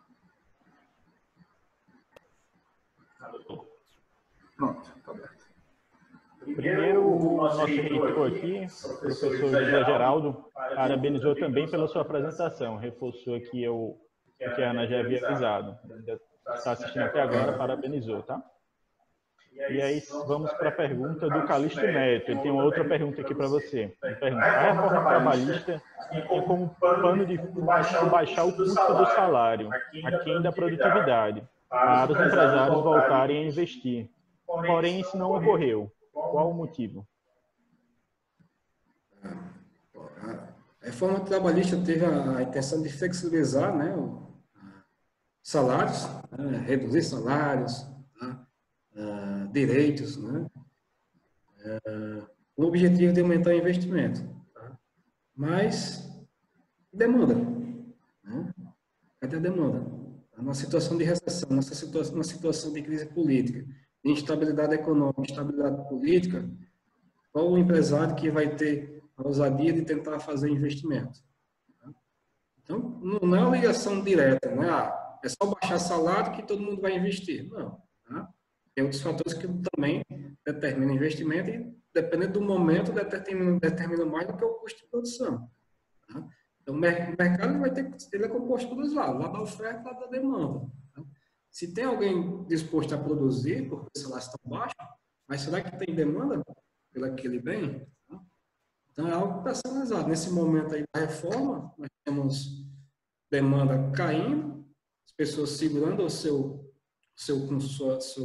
recursos com a incerteza do futuro, né? Os empresários na mesma situação, pegar o termo keynesiano lá, os animais espíritos dos empresários, não foram despertados com essa reforma trabalhista, pelo menos até o momento. Então, nesse momento aí, eu digo lá, nesse momento vamos ser keynesianos. Não tem demanda, não vai ter produção, não tem investimento. Tá? Então, a reforma trabalhista, ela pode ajudar, mas não é um determinante fundamental para que se tenha investimento na economia. Beleza? Beleza, não tem mais alguma coisa lá no YouTube? Não. Beleza. Acho que aqui também não tem mais nada. Deixa eu aproveitar, antes de encerrar, para colocar também alguns questionamentos não só sobre a apresentação, sobre o paper também. Na verdade, são algumas colocações e aí, talvez, provocações também, como o Thiago fez, algumas. E aí a gente bate um papo aqui. Quando eu estava mostrando os dados, os números, para mostrar para a gente que existia uma mudança de regime, do regime guiado pelo salário para o regime liderado pelos lucros, eu não sei se eu fiquei convencido que a gente entrou no regime liderado pelos lucros. Que toda a história contada que a gente estava no regime liderado pelos salários, porque o consumo é um componente muito mais forte da demanda do que os investimentos, eu compro a ideia e beleza, concordo, mas dizer que naquele período, principalmente com os números que você mostrou, dá para comprar a ideia de que existia uma mudança de regime, ou seja, a mudança de regime seria o peso no componente consumo teria que ter, de alguma forma, diminuído o suficiente para fazer com que o percentual, ou seja, do investimento, do componente investimento aumentasse. Eu não vi isso nos números e nem acho que o governo Dilma tinha essa intenção. Eu sei que é um termo que a literatura neocalequiana não usa, mas talvez a Dilma, de uma forma ou de outra, ela fez um pouco a economia liderada pelo governo, no fim das contas, no sentido não de aumentar o percentual do governo na economia, isso a gente vê pelos números que não aconteceu, mas através de mudança de preços importantes, né? Na verdade, quando a gente está na economia capitalista, os preços mostram os caminhos e mostram os incentivos. Se os preços estão altos, a gente tem certos incentivos, se os preços estão baixos, a gente tem outros incentivos. E quando ela mexe diretamente nos preços através de força de Estado, ela tira os incentivos da economia. Aí fica toda uma bagunça e aí realmente a gente entra num caos tanto para os empresários quanto para os consumidores, para qualquer um deles, né?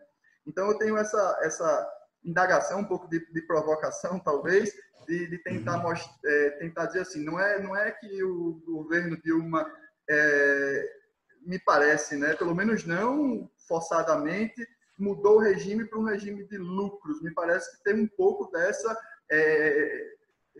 meio que um pezinho de um regime de governo através de mudança de preço, né? Mesmo que o governo, como peso de componente, não tenha aumentado, como você mostrou nos dados. Essa é uma primeira coisa.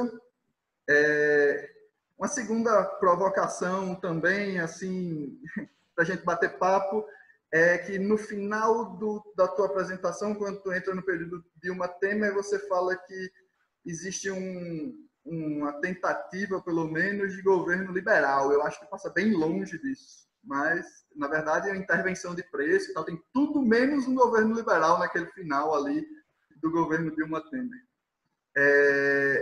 Outra coisa importante que eu acho que vale a pena a gente conversar, você até fala isso, eu acho que numa das respostas, é que, na verdade, você só aumenta salário quando você aumenta preço, se ele estiver acima da produtividade, e você já discorreu algumas vezes sobre isso e tal, tal. A minha pergunta é, produtividade não tem que ser a variável da vez? A gente não tem que, de alguma forma, agora, depois de tudo, depois de todas as reformas, tem algumas outras reformas a ser feitas, mas produtividade não tem que ser a palavra da vez, a gente não tem que investir em educação, a gente não tem que investir em tecnologia, e esse investimento em tecnologia, me parece que o Estado talvez tenha muito menos força de fazer diretamente, mas de criar um ambiente propício para que ele aconteça, né? O investimento em produtividade. Essa é uma pergunta. Então, assim, pensar em outros tipos de investimento, não sei até que ponto. Beleza, a gente está passando por uma situação de pandemia, isso aqui é uma maluquice, a gente realmente tem que ter intervenção do governo, até porque a gente tem uma externalidade muito forte, os agentes não estão sabendo qual é o tamanho do problema se eles forem para a rua. Então, ou seja, tem que ter um pouco de governo para tentar salvar essa externalidade de alguma forma. Mas, assim, eu acho que a gente está na hora de, como Brasil, pensar a produtividade. Pensar como fazer que a produtividade aumente. O nosso nível de produtividade vem caindo, e a gente não está fazendo nada a respeito disso. A educação vem mostrando níveis horríveis nos últimos tempos. A gente tem que melhorar de alguma forma. Então, isso é uma coisa que eu acho que vale a pena a gente pensar também. E eu acho que é isso. Tá bom, né? De provocação. A gente vai batendo um papo depois. Valeu, Alderir. A questão, primeira pergunta, na mudança de regime, tá? Na verdade, a economia brasileira, pela estrutura do PIB, não tem outro regime na perspectiva neocalequiana a não ser o EGLED. Tá? A tentativa foi uma flexibilidade, em 2014, em 2010, 2011, foi uma flexibilidade desse regime aí. Né? Tentar aumentar a participação do investimento, tá? Que não deu certo, pelos dados. Tá? Então, em qualquer governo, o regime, ele vai ser o EGLED, a perspectivas neocalequianas. Tá? Na segunda pergunta, quando eu digo que ele é liberal, na verdade nós não temos um governo intervencionista, como o pessoal diz aí, a política keynesiana e tal. Dizem que é, mas a política keynesiana é totalmente diferente, né? Não é 100% o Estado na economia. Por que eu digo que é liberal? O governo Lula ele foi liberal. Ele manteve o tripé de política macroeconômica do FMI. O FMI não é política liberal? Ele não mudou essa política. Permaneceu no governo Lula 1, Lula 2, Dilma, está até hoje, né? Esse tripé de política macroeconômica. Tá? Se você pegar o primeiro governo Lula e você mediar questões, o governo ser liberal pelo superávit primário, por exemplo, porque superávit primário é o quê? É você tirar recursos da educação, da saúde, dos setores, recursos que poderia beneficiar a população, fazer essa poupança e pagar os juros da dívida pública. Isso é superávit primário. Isso aí eu entendo como política liberal. Então, se você pegar o superávit primário como indicador de governo liberal, você pegar o governo Lula, pelo superávit primário, o superávit primário do governo Lula foi maior do que, muito superior do que no governo FHC. Então, eu poderia dizer que o governo Lula foi mais liberal do que o governo FHC nesse sentido, a partir desse indicador aí. Né? Quando você entra no governo Dilma, no primeiro governo, há uma tentativazinha ali meio tímida, que é redução de gastos públicos, naquele período. Quando chega no governo Dilma Temer, aí ficou escancarado, né? Alta dos juros, o Estado saindo da economia, tentativa de um forte ajuste fiscal. Né? Então, nesse sentido aí, eu digo que o governo ele é liberal. Logicamente que tem pintadas, digamos, heterodoxas, distribuição de renda, uma intervenção ali, uma intervenção aqui. O que eu falo que não, é tudo menos liberal é exatamente o que você acabou de falar. Eu não consigo enxergar nenhum economista liberal que faz aumento da taxa de juros forçada como eles fizeram. Não faz nenhum sentido. Na verdade, o aumento da taxa de juros não foi forçado. Na verdade, o aumento da taxa de juros foi para conter a inflação. Lembra que a propaganda eleitoral naquele período era que a inflação ia ficar na casa de 2 dígitos. Então, mas ia, né? A política naquele período ali para aumentar os juros foi para conter a inflação. Então, não foi forçado, foi no primeiro governo de redução da taxa de juros. Não, eu falo, desculpa, forçada não em a taxa de juros. O que eu acho é que, desculpa, realmente você tem razão. O que ela fez foi tentar segurar preço para não subir taxa de juros no primeiro momento, e depois os preços sobem e aí a taxa de juros vai junto, né, na verdade. Não dá para chamar isso de liberal. Isso ocorreu no governo Lula também. Então, a gente tinha preços administrados, né, que segurava os preços para evitar que a inflação explodisse. Gasolina, por exemplo. Né, o preço da gasolina é administrado. Depois que soltou-se a gasolina, porque estava pegando um impacto fiscal. Né? Então, quando eu digo que é liberal, é nesse sentido. Né? Ela coloca o Joaquim Levy, né, corte de gastos para tentar fazer superávit primário. Quando se fala em superávit primário, é o quê? É retirar dinheiro da educação, da segurança, da saúde, para pagar juros da dívida. Aí, em português, para todo mundo entender, é isso. A superávit primário é isso. Tá? Então, isso eu entendo, é tirar dinheiro da economia real e jogar no setor bancário. Aí isso eu entendo como política liberal. Assim como também o tripé de política macroeconômica é mantido até hoje. A inflação aumenta a taxa de juros. É automático isso aí. Né? Ninguém precisa ser economista para saber isso. Aumentou a inflação, aumentou a taxa de juros. Tá? Tem esse controle direto, tem o controle pela taxa de câmbio. Tá? Então, quando eu falei liberal, é nesse sentido aí. Tá? Logicamente que nós vamos ter pintadas de intervenções, né, em alguns setores, mas a política, o grosso da política é liberal. Né? Assim como também nós temos até hoje a política até mais liberal do que foi no governo Dilma. Você pega, por exemplo, Paulo Guedes. Paulo Guedes sentou no dinheiro do governo e não quer dar para ninguém. Né? Quer dar e não quer dar. Vou dar, mas tem que cortar, tem que estabilizar os salários aí dos funcionários públicos. Né? Sempre tem esse fetiche aí pelos salários, pelos nossos salários, né? Dos servidores públicos, da administração pública dos estados, do governo federal, assim por diante. Mas eu acho que eu concordo, eu acho que só que essa discussão que você está fazendo, ela realmente tem que levar o que o Andrei já chamou a atenção. A gente está com um percentual de dívida PIB razoavelmente elevado e agora, pós-pandemia, provavelmente vai ser bem mais elevado, chegando perto de 90% ou mais que isso. E aí, assim, de onde é que vem a grana para pagar essa conta? Né? Mas aí, questão de endividamento, né? Questão de endividamento é o seguinte, tá, você pega os Estados Unidos, que podemos entender como economia liberal, quanto que é a porcentagem da dívida em relação ao PIB? Não, mas eles emitem dólar, é a moeda do mundo, né? Tira os Estados Unidos da brincadeira. Não é abaixo de 50% não, tá? Não é abaixo de 50% do PIB não. E se o governo está emitindo em reais a sua dívida, ele pode pagar essa dívida, não há problema nenhum, desde que essa dívida seja moeda nacional. Vai gerar algum problema inflacionário? Pode gerar, mas isso não é questão de pagamento. Pode emitir títulos, paga a dívida. Tá? Então, se eu tivesse uma máquina de dinheiro em casa, eu não teria problema de pagamento para mim. O governo tem essa máquina. Tem as consequências? Tem. Mas isso não significa que ele não possa pagar. Tá?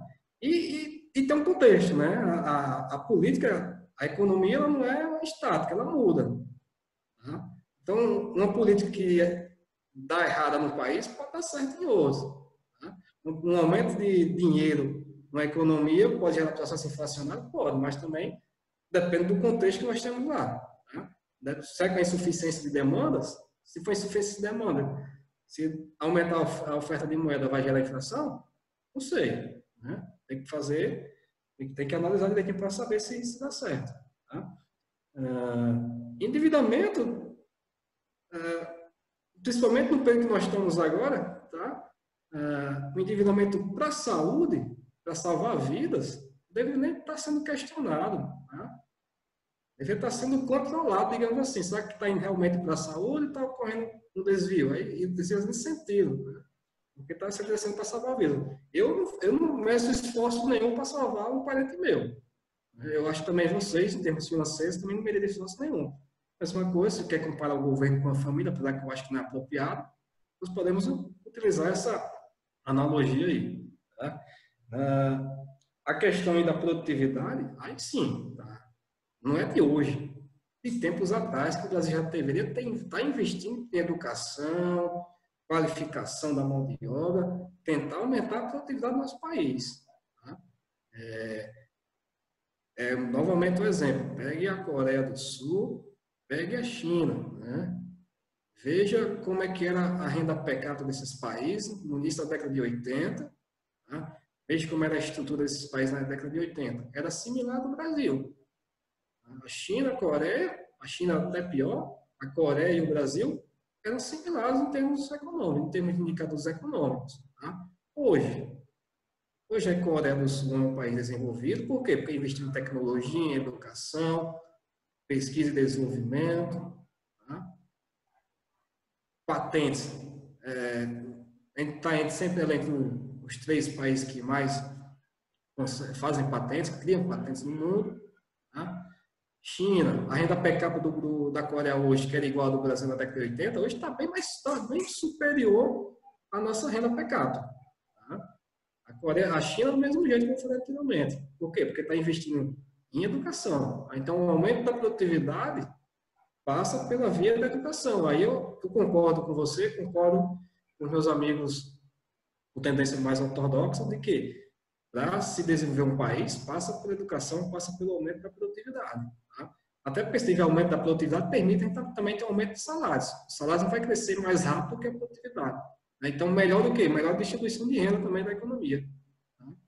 Então, se o país quer crescer, é um país, o governo é um governo sério, quer fazer política, quer adotar uma estratégia econômica séria, tem que fazer o quê? Tem que fazer investimento em educação. Isso aí é fundamental para todas as áreas, não só econômica. Mas é do meu ponto de vista. Acho que é isso. Beleza, Alderi. Valeu, obrigado aí pela participação. Foi massa bater papo. O seminário vinha sendo um seminário mais, sei lá, técnico, modelo, econometria e tal. E hoje ainda discuti economia política, dá um ar diferente. É muito legal a participação. Acho que todo seminário tem que ter uma discussão de economia política para que a gente consiga bater esses papos, mostrar os lados da moeda, né? Às vezes a gente está preso numa bolha, conversando só com as pessoas que a gente tem mais ou menos a mesma forma de pensar. E aí, conversar com pessoas que pensam de forma diferente é engrandecedor sempre. Então, sim, com certeza. Bem legal. Obrigado pela participação, obrigado por ter aceitado. É isso, galera. Fala. Eu que agradeço a participação. Tá? Então, aí, sempre que precisar, nós estamos aí para discutir, conversar. Tá? E, quem sabe, aí publicar, né? Vamos trabalhar. Sempre, o objetivo é esse. No tempo, nós estamos aí tentando enriquecer o debate. Tá? Perfeito. Obrigado. Valeu, Adeli, obrigado. Um abraço. Deixa eu só, antes de encerrar, convidar todo mundo para participar dos próximos, né? A gente está na semana final, a próxima semana é a semana final do evento. Teremos apresentações normalmente na terça e na quinta.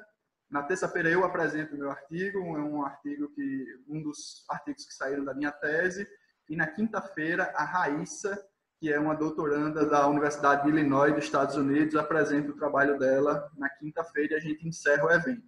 Então, estão todos convidados para terça e quinta, no mesmo horário, 3 da tarde, para quem está em horário de Brasília, e 3 da tarde, horário de Boa Vista, e 4 da tarde, horário de Brasília, para participarem do nosso evento, para a gente fechar. E assim, é um fechamento inicial, vamos ver como é que essa pandemia vai ir diminuindo ou não. Espero que sim, mas se não diminuir, se a coisa piorar, os dados estão bem feios, a gente continua de alguma outra forma no futuro, talvez com a regularidade menor, né? 2 vezes por semana durante muito tempo já está ficando pesado. Então vamos ver se a gente aumenta a regularidade, não sei. Vamos ver o que é que acontece, vamos ver o que é que acontece com a pandemia para ver se dá para dar continuidade mais para frente. Ok? É isso, galera. Tiago está me perguntando aqui pelo Zoom o que é DSGE. DSGE é um modelo dinâmico estocástico de equilíbrio geral. Só é participar do evento aí na terça-feira que eu vou apresentar um modelinho DSGE aplicado para política ambiental ótima. Parece na terça que onda, ele sabe o que é. Ele sabe o que é, ele trabalha com isso. Beleza. Valeu. Um abraço, galera. Até terça-feira. Abração.